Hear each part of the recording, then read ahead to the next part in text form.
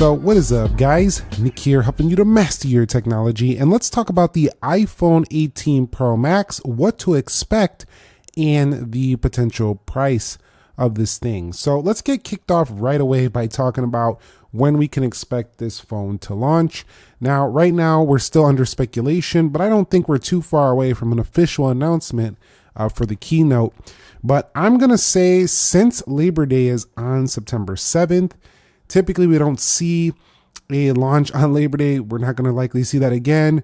So we'll see either September 8th or the 9th.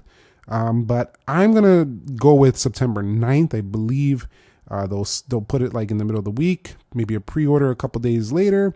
But this is a strange year because September 11th also falls on a Friday.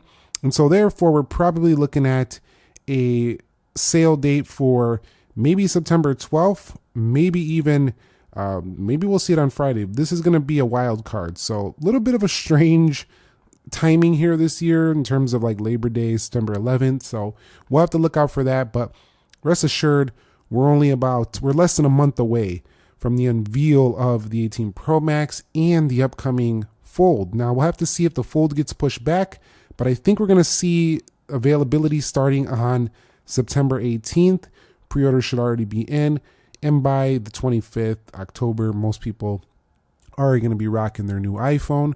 But what I think may happen, this is not guaranteed, but I think it might happen. We might see the Fold launch at a different time frame. That is really the thing we are really waiting to see. Now, that's kind of like the launch in date and stuff like that. Now, when it comes to pricing, I do think we are going to see $100 to $150 price increase on the upcoming 18 Pro Max, mostly because memory has become a little bit higher. They've raised the prices of the other products. And so that is just something to keep in mind. Now, let's get on to the good bits, the juicy bits of the upcoming 18 Pro Max. We'll start with the very first one. We're going to get the A20 chipset with 2 nanometer process. Now, this is going to be cutting edge manufacturing. So basically, this is going to allow for a good 30% better efficiency over this current chip, which is also very good already at 4.26 gigahertz, 12 gigs of RAM. But why this is very important is because with the rapid advancement of AI, we are going to be seeing a chip that is really built to handle the future of that. Not that this phone can't do it, but as it becomes more demanding and the software gets even better, this 2 nanometer chip could actually be a faster phone with not only the chip and iOS 27 refinements. We're looking at a pretty nice quick one coming up here just next month. Now, the next one I'm going to talk about is the potential variable aperture camera. Now, I talked about this in the why you should wait for the 18 Pro Max, but I do think that having the ability to change different lighting is going to be pretty cool through a lens that'll open up and stuff like that.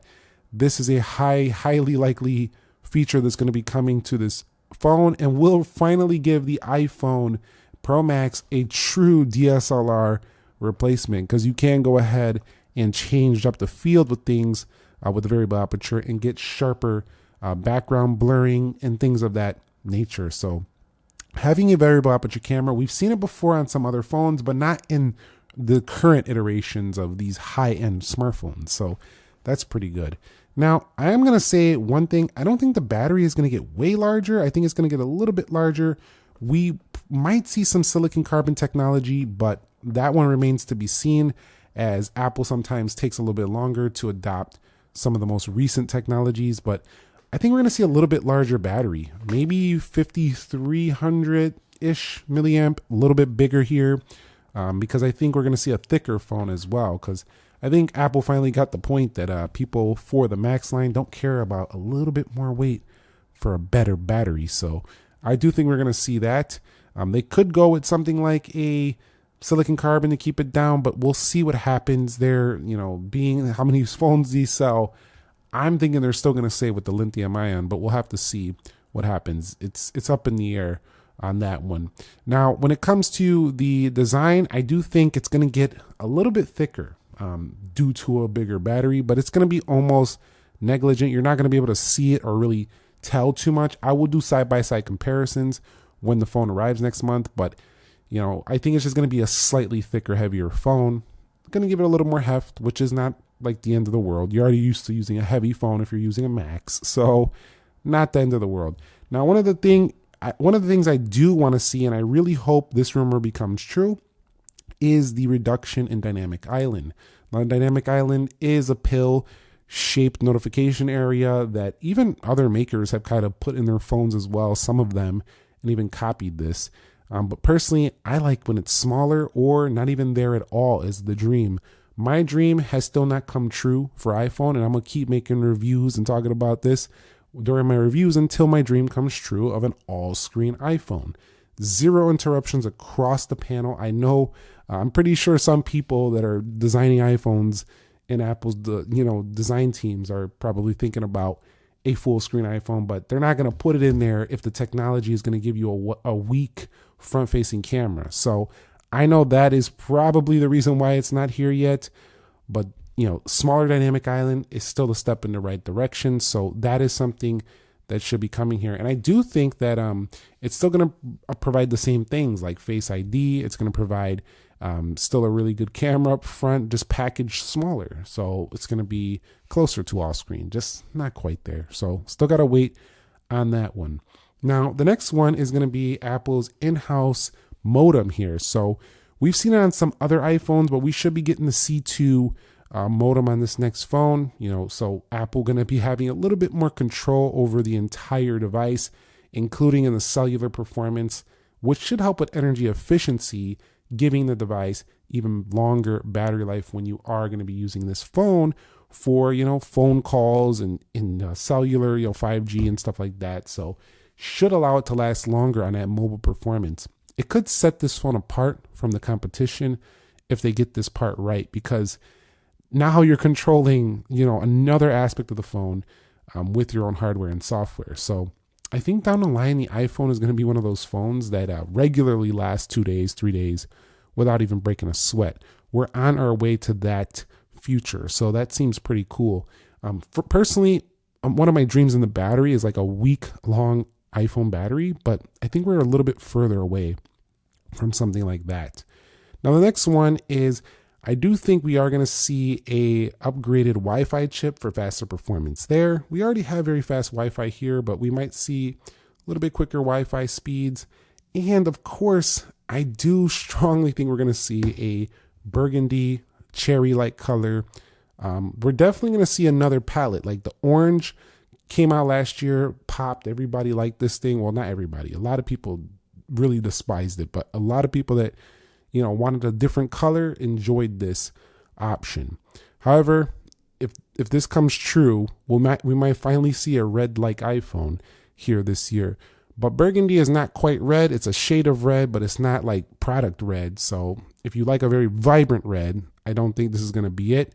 Because technically, like, when we're looking at the Pro line, they usually go with like these luxurious colors, these little, not as vibrant as the, as the base models. So I would expect it to be a darker, more wine-like tasteful color for this. We'll have to see what happens, but it's kind of exciting. The colors is probably one of the more exciting things about the phone itself.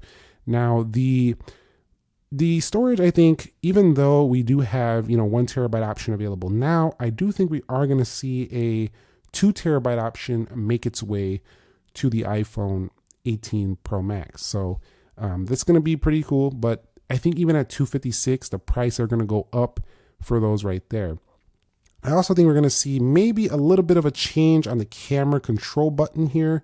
Maybe something in the hardware or software. We might see the same physical size of it, but there might be something different about the camera control. I'm gonna say that one might occur as well. I think you can expect to see a refreshed kind of like durability when it comes to the glass. They're probably going to upgrade this a little bit to always give you every year trying to make it a little more durable. And I don't think that's going to change. Also, there was some complaints about, denting and stuff. So there might be some durability enhancements to come to this phone.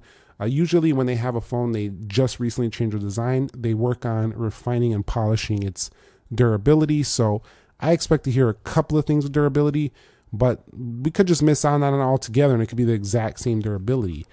So we'll have to see what happens with that. We are going to stay at a 6.9 inch screen here. They're not just going to switch it up in just 1 year. So if we go ahead and pull this down, it gets plenty bright for sure. And it's going to deliver maybe higher peak brightness though when sunlight hits it.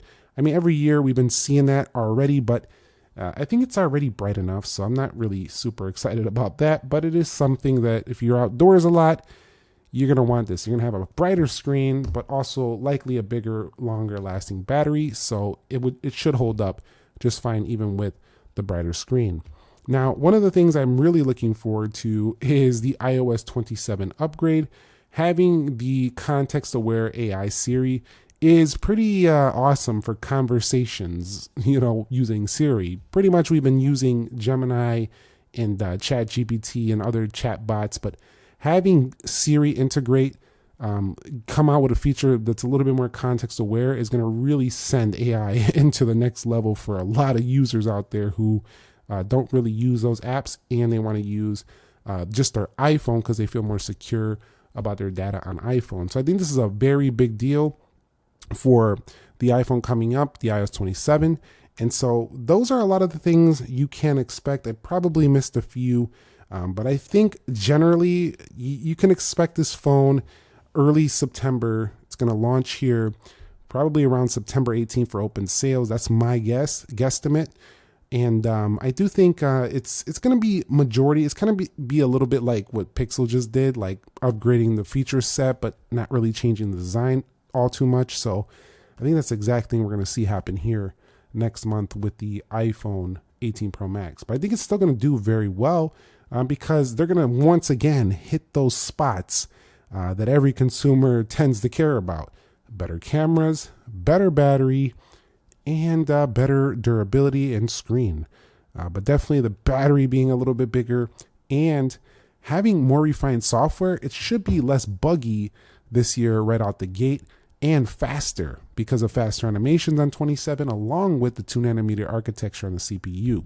So it's exciting, bro. Like those things, if you're coming from an older iPhone. Now, if you have this phone, if I'm putting myself in the shoes of an iPhone 17 Pro Max user, they're probably like, yawn.